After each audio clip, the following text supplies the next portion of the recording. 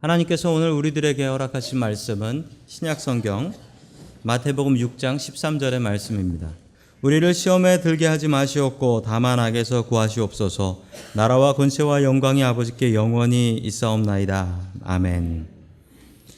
하나님께서 우리와 함께 하시며 말씀 주심을 감사드립니다. 아멘. 자, 우리 옆에 계신 분들과 인사 나누겠습니다. 반갑습니다. 인사해 주시고요. 반갑습니다. 인사 나누겠습니다. 자, 우리 올해 표어를 가지고 또 다시 한번 인사하겠습니다. 나는 죽고 예수로 살자. 나는 죽고 예수로 살자. 우리 옆에 계신 분들과 이렇게 인사하시죠. 예. 지난번에 알려드렸더니 너는 죽고 나는 살자 하시는 분들이 계시다고. 안 됩니다. 오늘 주기도문 마지막 시간입니다. 나라와 권세와 영광이 아버지께 영원히 있사옵나이다 라는 제목을 가지고 하나님의 말씀 증거하겠습니다. 저희 집은 가정예배를 매일 드립니다. 아이들하고 가정예배를 한국말로 드리는데, 한국말로 드리면서 아이들한테 이제 예배 시작을 사도신경으로 시작하고 주기도문으로 마치게 했는데, 아이들이 여기서 자란 애들이니까 한국말이 많이 딸리죠. 많이 딸려가지고 처음에 예배를 드리는데 사도신경을 하는데 큰아들이 사도신경을 이렇게 배웠습니다. 성령으로 잉태하사라고 하더니 갑자기 본디오 빌라도에게 나시고 이렇게 기도했어요. 작은 아들은 옆에서 같이 주기도문 하다가 이렇게 했어요. 장사한 지 사흘 전에 부활하시고 미리 부활을 연습해 보신 거죠. 우리가 드리는 주기도문도 이렇게 되기 딱 쉽습니다. 뜻을 알아야지요. 그 의미를 알아야지요. 그래야지 바른 기도가 될 수 있지요. 오늘 주기도문 마지막 시간, 나라와 권세와 영광이 아버지께 영원히 있사옵나이다. 주기도문의 의미를 알고 또 그 의미대로 하나님 앞에 기도할 수 있기를 축원합니다. 아멘. 첫 번째, 하나님께서 우리들에게 주시는 말씀은 하나님께 영광을 돌리라. 주기도문의 맨 마지막은 하나님께 영광 돌리는 것으로 끝이 납니다. 우리 마태복음 6장 13절의 말씀을 같이 읽겠습니다. 시작. 우리를 시험에 들게 하지 마시옵고 다만 악에서 구하시옵소서. 나라와 권세와 영광이 아버지께 영원히 있사옵나이다. 아멘. 지금 저 성경은 개역 개정판입니다. 개역 개정판 성경은 지금 한국교회 표준 성경으로 사용하고 있는 성경이지요. 그런데 보시면서 조금 당황스러운 장면을 발견하실 수가 있습니다. 대개가 없네. 그리고 나라가 괄호가 쳐져 있네요. 이 성경 그대로입니다.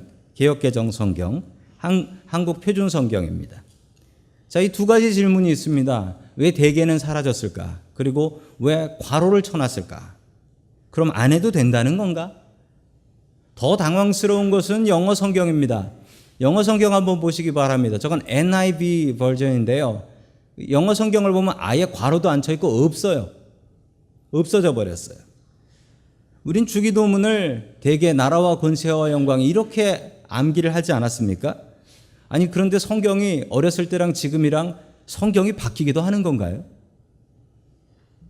자, 답부터 말씀드리자면 성경이 바뀌기도 합니다. 실제로 바뀌어 있지 않습니까? 자, 성경의 종류에 대해서 좀 알아야지 이해하기가 쉬울 것 같아서 간단히 성경을 종류별로 구분을 하자면 성경은 원본과 사본과 번역본이 있습니다. 자, 원본은 예를 들자면 모세가 하나님께 받은 십계명 돌판 2장, 이거 원본입니다. 그리고 바울이 로마 교회에다가 썼던 편지, 직접 쓴 그 편지, 원본입니다. 안타깝게도 원본은 지구상에 단 하나도 남아있지 않습니다. 남아있는 것들은 그 원본을 보고서 우리 교회에서 써야 되니까 베껴야지 하면서 베낀 사본입니다. 우리 교회에도 성경이 하나 있어야 되는데 해서 베낀 사본들만 지금 남아있고, 가장 오래된 사본으로는 사해에서 발견된 쿰란 사본 같은 사본이 가장 오래 남아있는 사본들이 되겠습니다. 자, 우리가 가지고 있는 성경은 무조건 다 번역본입니다. 영어로는 Modern Translation이라고 하는 번역본 성경을 우리가 가지고 있죠. 자, 번역본 성경, 이 번역본 성경에 가장 좋은 것은 어떤 성경이냐? 당연히 사본을 더 많이 반영하고 있는 성경이 가장 좋은 성경입니다. 그리고 가장 최근에 발견된 사본까지 번역하는 것이 가장 좋은 성경입니다.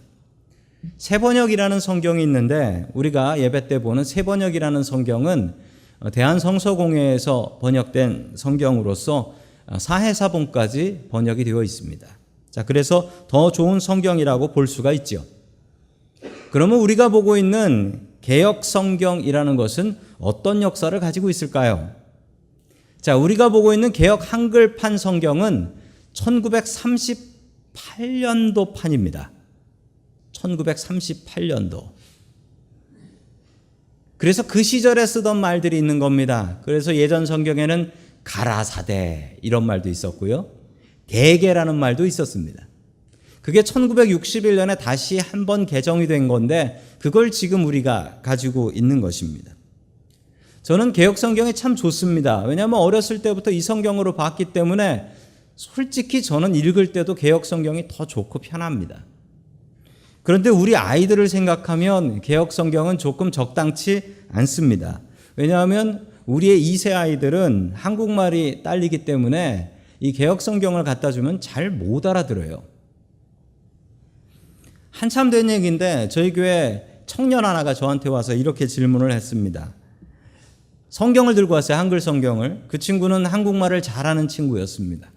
성경을 갖고 와서 저한테 들이밀면서 목사님 여기에 있는 이 말을 한국 사람들이 씁니까? 그러더라고요. 그래서 안 쓴다. 지금은 말할 때 이렇게 얘기하는 사람은 없지. 가라사대라고 하는 사람이 세상에 어디 있겠니? 그랬더니 그 청년이 그랬습니다. 근데 왜 성경이 이래요? 저는 봐도 모르겠어요. 라고 이야기를 하더라고요. 그래서 우리가 우리 아이들 좀 배려해야 되겠다라는 생각으로 새번역 성경을 예배 때 저희들이 사용을 하고 있습니다. 그 점에 대해서는 양해해 주시고 또한 우리 아이들을 위해서 양보하는 거다라고 생각하시면 좋겠습니다. 자, 다시 아까 그 괄호의 말씀으로 돌아오자면 왜 괄호가 쳐져 있냐면 이 괄호는 어려운 말로 송영이라고 합니다. 영어로는 덕설러지라고 하는데요. 이 송영이라는 말은 하나님께 영광을 돌리는 노래나 기도를 이야기합니다. 당시의 유대인들은 교회에 모여있던 우리 예수님을 믿었던 유대인들이죠. 이 유대인들은 기도할 때 습관이 있었는데 제일 처음에 하나님께 영광을 돌리고 시작합니다. 그리고 기도를 마칠 때 그냥 마치지 않고 하나님께 영광을 돌리고 마쳤습니다. 그것이 바로 송영입니다. 왜 괄호가 쳐져 있냐면 원래 주기도문은 7개의 기도문으로 되어 있습니다. 그것으로 지난주에 끝이 났어요. 그런데 어떤 교회에선가 이 자기네 교회의 송영을 거기다가 넣었던 거죠. 왜냐하면 자기네 교회에서 쓰는 사본인데 자기네 교회에서는 그런 송영을 넣어서 기도했기 때문이었습니다. 당시 어느 교회, 어느 공동체의 신앙 고백이고 하나님께 영광을 돌리는 기도였는데 지금 성경에 들어가 있는 것이지요. 당시의 세상에 단 하나의 나라가 있었습니다. 그 나라는 로마 제국이었습니다. 당시 세상엔 단 하나의 왕이 있었습니다. 그 왕은 로마 황제였습니다. 그리고 세상의 모든 것은 로마 황제의 것이었습니다. 자, AD 300년경에 발견된 모자이크 그림입니다. 저 모자이크 그림의 정가운데 계신 분이 바로 로마 황제입니다. 그리고 저 로마 황제에게는 어떤 모습이 있었느냐? 보십시오. 다 똑같은 사람이지만 로마 황제는 머리 뒤에 빛이 납니다. 이건 사람이지만 똑같은 사람은 아니라는 것이죠. 세상 모든 것을 가진 세상의 주인은 저 로마 황제였습니다. 만약에 세상의 주인이 로마 황제가 아니라고 한다면, 세상에 다른 왕이 있다라고 한다면 그 사람은 로마 군인들한테 붙잡혀가서 반역죄로 죽임을 당했습니다. 그때 어떤 교회에서 이런 고백이 나오기 시작했습니다. 나라와 권세와 영광이 아버지께 영원히 있사옵나이다. 아니, 나라와 권세와 영광은 오직 로마 황제가 가져가야 되는데 감히 어떤 교회가 이렇게 기도하기 시작했던 것이죠. 나라와 권세와 영광이 로마 황제가 아니라 아버지께 영원히 있습니다. 이들은 로마 황제와 로마 군인들에게 붙잡혀가서 십자가에 못 박혀 순교를 당했습니다. 그럼에도 마지막까지 죽어가는 그 순간 그들은 주기도문을 외우며 그리고 마지막에 자신들의 고백이었던 나라와 권세와 영광이 아버지께 영원히 있습니다 라고 하며 죽어갔습니다. 우리는 그 고백을 이어받은 사람들입니다. 오직 주님께만 영광 돌리십시오. 오직 주님께만 영광 돌리며 살아갈 수 있기를 주의 이름으로 간절히 축원합니다. 아멘. 두 번째, 마지막으로 하나님께서 우리들에게 주시는 말씀은 세상 모든 것의 주인은 하나님이시다라는 말씀입니다. 세상 모든 것의 주인은 하나님이십니다. 자, 대개라는 말은 지금 주기도문에서는 사라졌습니다. 왜냐하면 이 대개라는 말의 뜻을 잘 알 수 없기 때문이지요. 자, 대개라는 말의 뜻을 알기 위해서 제가 어제 국어사전을 찾아봤습니다. 그랬더니 국어사전에 없어요. 국어사전에 없어요. 자, 이 말은 국어사전에 나오지 않고 고어, 옛날 사전에 나오는데 그 말의 뜻은 왜냐하면, 영어로는 for고요. 그리고 이게 그리스 말로 호티라는 말입니다. 호티. 이게 그 사람이 이렇게 엎드려 있는 것 같은 저 그림, 저게 그리스 말로 호티라고 읽습니다. 저 말을 왜 썼냐면 1938년에는 저 말을 썼습니다. 대개라는 말을 썼고, 그리고 그 말의 뜻을 다 알았습니다. 왜냐하면이라는 거예요. 앞에 7개의 기도가 있었습니다. 그 기도를 드리는 이유, 왜냐하면 나라와 권세와 영광이 하나님께 있기 때문에 우리는 마땅히 이렇게 구할 수 있습니다. 왜냐하면이에요. 왜냐하면. 우리의 믿음에도 왜냐하면이 있어야 됩니다. 왜인지 자꾸 물어보고 이유를 알고 믿어야 돼요. 저는 어렸을 적에 질문이 많았습니다. 초등학교 때로 기억하는데, 초등학교 때 교회 가서 우리 초등학교 선생님, 그 선생님께 질문을 하나 했는데 아마 우리 선생님께서 답을 모르셨던 것 같아요. 좀 어려운 질문이었는데, 제가 그때 물어봤던 질문이 그 대홍수가 났을 때, 노아 홍수 때 물고기들은 어떻게 됐습니까? 라는 질문을 했어요. 홍수가 났는데 물고기. 저는 뭐 놀리려고 했던 질문이 아니라 바다에 사는 물고기도 있고 민물에 사는 물고기도 있는데 이 물이 다 섞여버리면 이게 어떻게 됩니까? 너무 궁금했어요. 그래서 선생님께 선생님 이게 어떻게 됩니까? 라고 했더니 선생님께서는 저에게 이렇게 말씀하셨습니다. 그냥 덮어놓고 믿어라. 네가 믿음이 적어서 그래 라고 하셨어요. 근데 지금 생각해보면 선생님이 답을 몰라서 못 해주셨던 것 같아요. 그냥 덮어놓고 믿어보라고 했는데, 그런데 문제는 그냥 덮어놓고 아는 척 하다가는요, 진짜 시험을 당할 때 내가 뭘 아는지 몰라요. 공부도 그렇잖아요. 아는 줄 알고 넘어갔다가 시험을 보면 내가 모르는구나를 알게 되죠. 우리는 이유를 알고 믿어야 됩니다. 성경 보시다가 믿음 생활하시다가 궁금하고 모르시는 거 있으면 저에게 와서 물어보십시오. 제가 아는 거면 바로 답해드리고, 모르면 제가 물어봐서라도 알려드리겠습니다. 절대 궁금하다고 500원 받지 않으니까 꼭 저에게 물어보시기 바랍니다. 자, 오늘 마지막 기도에 보면 세 가지가 나옵니다. 첫 번째로는 이 나라가 나와요. 나라가 하나님의 것이다. 영원히 하나님의 것이다. 일본 사람들이 한국 사람 놀릴 때 하는 말이 있습니다. 무시하고 놀릴 때 하는 말, 조센징이라고 합니다. 조센징이라고요. 근데 이 조센징이라는 말이 있는데 제가 그 말의 뜻이 뭔가를 제가 고등학교 때 일본 말을 좀 배워가지고 보니까 조선인이란 뜻이더라고요. 그 말 그 자체로는 한국 사람들을 무시하는 말이 아니에요. 그냥 조선 사람이라는 뜻이에요. 그런데 그 말을 지금 우리한테 사용하면 그건 무시하는 말이 됩니다. 왜냐하면 니네 나라가 우리나라한테 망했지.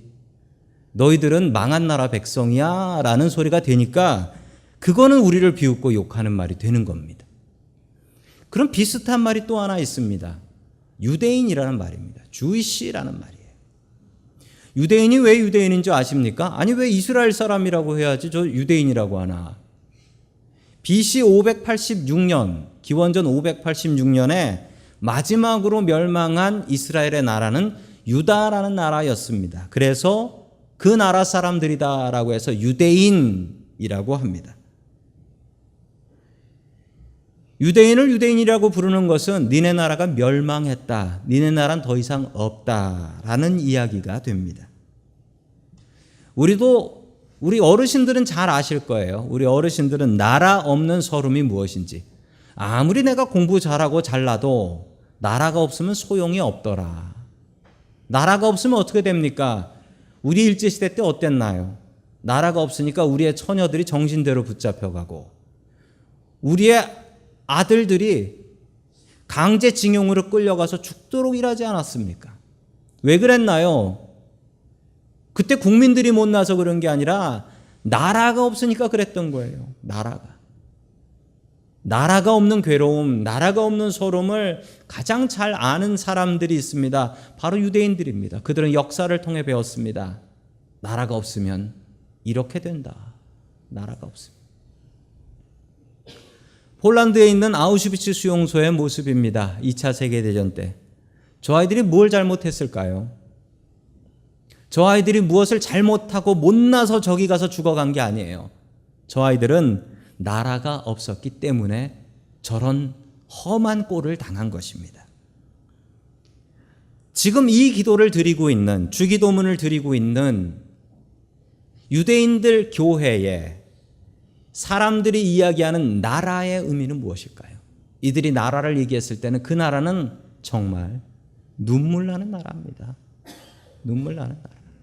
우리는 600년 동안 나라가 다시 세워지길 기다렸습니다. 하나님, 우리의 나라를 새롭게 하여 주시옵소서. 그들의 꿈은 나라였습니다. 제대로 된 나라, 그 나라의 백성이 되고 싶다. 영원할 것 같은 나라가 있었습니다. 로마라는 나라. 그 역사 참 길었습니다. 로마의 역사는 1500년이나 됐다고 해요. 그러나 로마는 영원하지 않습니다. 지금 망하고 로마는 없습니다. 세상에 가장 힘이 셌던 왕 누구일까요? 정확히 알 수는 없지만 그 말로 짐작해 보자면 루이 14세라는 프랑스 왕이 있었습니다. 이 사람은 뭐라고 얘기했냐면 짐이 곧 국간이라 라고 얘기했습니다. 얼마나 힘이 셌는지 당시에 그 낭트 칙령이라고 개신교도를 보호하는 법이었는데 그건 무시해버리고 당시 프랑스에 있었던 개신교인들 위그노들이 그 사람들 그렇게 많이 박해를 했어요. 그런데 이 사람이 죽을 때 참 안타깝게 죽었습니다. 유럽의 천연두 치킨퍽스가 돌아가지고 수많은 사람들이 죽었는데 자기 아이들이 다 죽었어요. 왕이 될 사람이 없어가지고 맨 마지막 막내였던 4살짜리를 마지막 죽을 때 안고 4살짜리한테 이렇게 유언했습니다. 너는 나처럼 살지 말고 나처럼 왕 노릇하지 마라. 나라는 누구의 것입니까? 그 영원한 나라는 누구의 것입니까? 영원한 나라는 단 하나밖에 없습니다. 하나님의 나라입니다. 우리는 그 하나님 나라의 백성입니다. 하나님 나라의 백성으로서 살아갈 수 있는 저와 성도 여러분들 될 수 있기를 주님의 이름으로 간절히 축원합니다. 아멘. 두 번째, 권세가 하나님의 것이다 라고 합니다. 권세가 하나님의 것이다. 세상의 권력과 권세는 참 대단한 힘을 갖고 있습니다. 이것저것 다 가져보신 분들이 하시는 말씀이 있는데 세상에 돈의 힘보다 더 큰 것은 권력의 힘이다. 권력이 있으면 돈 있는 사람이 무릎 꿇는데요. 그래서 권력의 힘이 그렇게 세다라고 합니다. 그러나 권력이 영원합니까? 세상에 영원한 권력 보신 적 있으세요? 화면의 이 노인은 누굴까요? 화면의 이 노인은 사담 후세인입니다. 전 이라크 대통령이었죠. 이 사람의 권력 대단했고 이 사람은 미국하고도 맞대서 미국하고 상대해서 전쟁도 했던 사람입니다. 이분의 마지막은 땅굴에서 쥐처럼 숨어 있다가 미군한테 붙잡혀서 끌려 나와 사형당하지 않았습니까? 저 사람과 같이 권력자로 떴던 사람들은 저 사람 망하면서 다 끝나버렸어요. 세상의 권력은 이렇습니다. 세상의 권력은 영원하지 않아요. 저는 2002년 12월 18일을 잘 기억하고 있습니다. 그날은 주일이었고 제가 섬기던 영락교회에서 예배실에 있었습니다. 그날이 어떤 날이었냐면 그 다음 날이 대통령 투표하는 날이었어요. 대통령 투표하는 날. 모든 당의 대통령 후보들이 저 교회 옆에 명동에 모여가지고 명동에서 각자 자리에서 선거 유세를 하고 있었습니다. 당시에 누가 뽑힐지 정확히 알 수가 없었어요. 유력한 후보가 없었습니다. 그 중에 한 후보가 교회 예배실 찾아왔어요. 예배실에 찾아와가지고 그 당시에 예배실 순서 담당이 저였는데 저한테 와서 이렇게 부탁을 하는 겁니다. 제일 사람들 많이 모이는 3부 예배, 11시 예배거든요. 그때 우리 후보님께서 예배 때 나가서 인사를 하게 해 주십시오. 그리고 잠시 이야기할 수 있는 시간과 마이크를 주십시오. 라고 저에게 부탁을 하셨는데 저는 부탁 같지 않고 위협같이 들렸습니다. 정말. 제가 해결할 수 없는 문제라서 담임 목사님께 여쭸어요. 목사님 이거 어떻게 할까요? 라고 했더니 담임 목사님께서 단 한마디로 끊어서 얘기하셨습니다.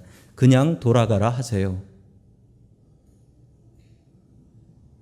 뭐 시킨 대로 해야 되니까 가서 죄송합니다. 시간 못 드리니까 그냥 돌아가셔서 선거 유세하셔야 되겠습니다.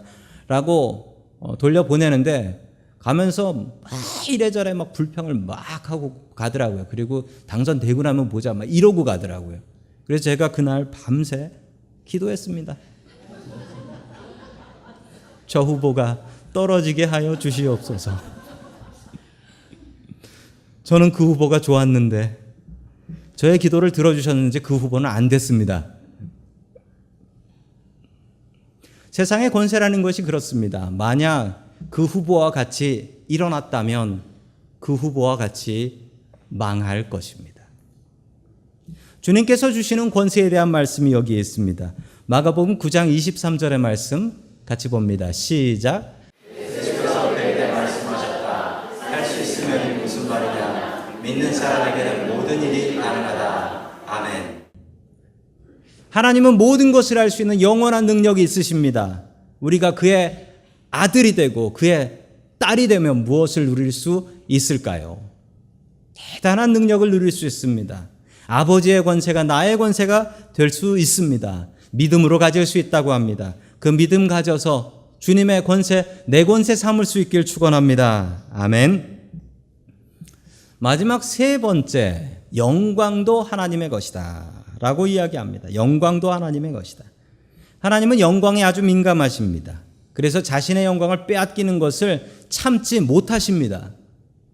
성경의 여러 곳에서 이야기가 나오는데 우리 구약 성경 이사야 48장 11절 같이 보겠습니다. 시작. 나를 위하여 바로 나를 위하여 내가 그렇게 하는 것이다. 어찌 내 이름을 욕되게 하겠느냐. 내 영광이 남에게 돌아가게 할 수는 없다. 아멘. 하나님께서는 영광을 뺏기지 않으신다라고 합니다. 영광 뺏기지 않으시는 하나님께 영광을 돌려야 합니다. 우리는 가끔 영광스러운 자리에 서고 싶어 합니다. 안 그런 사람이 어디 있습니까? 영광스러운 자리 쓰고 싶죠. 그러나 나에게 영광이 오면 그 영광 하나님께 돌려야 합니다. 내가 그 영광 받으면 내가 교만해서 내가 죽기 때문에 그렇습니다. 우리 마태복음 6장 2절의 말씀 같이 보겠습니다. 시작. 그러므로 내가 자선을 베풀 때에는 위선자들이 칭찬을 받으려고 그런가 너를 위해서 그렇게 하듯이 내 앞에서만 나를 두지 말아라. 내가 진정으로 너희에게 말한다. 그들은 자기네 상을 이미 받았다. 아멘. 영광 있는 자리에 서지 말라고 합니다. 영광 받으려고 하고 영광은 둘째치고 다른 사람한테 인정받으려고 하지 말라는 거예요. 교회 일하다 보면 그런 것 때문에 시험 들 때가 있습니다. 내가 이렇게 일하는데 사람들이 안 알아주고 사람들이 나를 무시한다고. 사람들이 무시하면 그건 대박 나는 거예요. 천국 가서 하나님께 인정받을 수 있는 겁니다. 영광의 자리에 서려고 하지 마십시오. 영광의 자리가 있으면 오히려 피하시고 그 영광은 모두 하나님께 돌리셔야 합니다. 제가 나온 신학교가 있는데 신학교 로고가 이렇게 생겼습니다. 근데 저는 신학교 로고 중에 저 알라딘의 마술 램프 같은 저거는 별로 안 좋아하고요. 그 위에 있는 라티너 솔리데오 글로리아 저 말을 참 좋아합니다. 저 말은 종교개혁자들이 목숨 걸고 지켰던 말씀인데 오직 하나님께 영광을, 오직 하나님께 영광을 돌려야 합니다. 우리의 인생이 오직 하나님께 영광을 돌리며 살 수 있길 축원합니다. 아멘. 자, 마지막으로 이 기도가 아멘으로 끝이 납니다. 아멘의 뜻은 무엇이냐면 진실로 그렇습니다. 혹은 그대로 될 줄로 믿습니다. 라는 뜻입니다. 자, 아멘은 이런 뜻이 있기 때문에 아멘은 이런 때 사용하셔야 됩니다. 설교를 듣다가 하나님의 말씀을 보다가 이거 정말 맞다라고 생각하면 아멘 하셔야 돼요.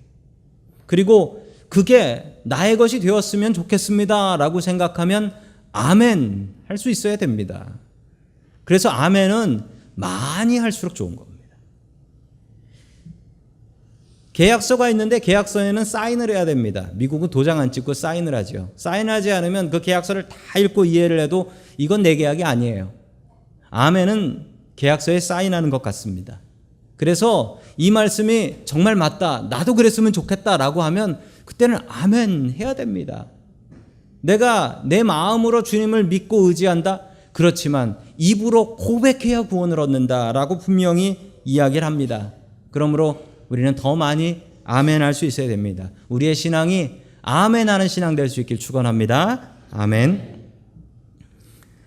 마지막으로 우루과이에 있는 어느 성당 벽에 있는 주기도문인데 조금 다른 버전의 주기도문입니다.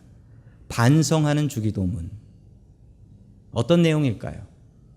자, 우리의 주기도문을 다시 한번 반성하며 같이 보도록 하겠습니다.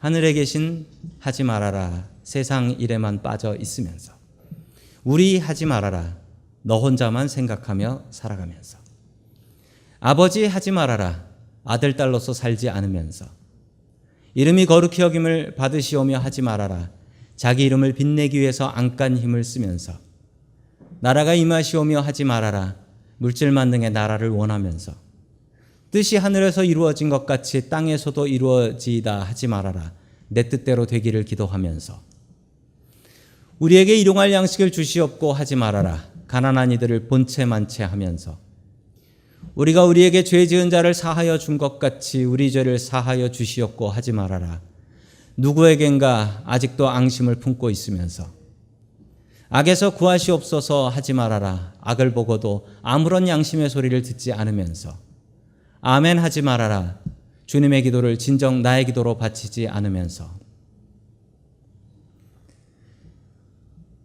우리의 가슴을 찌르는 반성하는 주기도문입니다. 그러나 우리는 주기도문을 해야 합니다. 매일매일 가정 예배에서 혹은 잠자기 전에 여러분의 침대에서 주기도문을 암송하시고 그 기도가 나의 기도가 될 수 있도록 기도하며 주님께 매달릴 수 있기를 주의 이름으로 간절히 축원합니다. 아멘.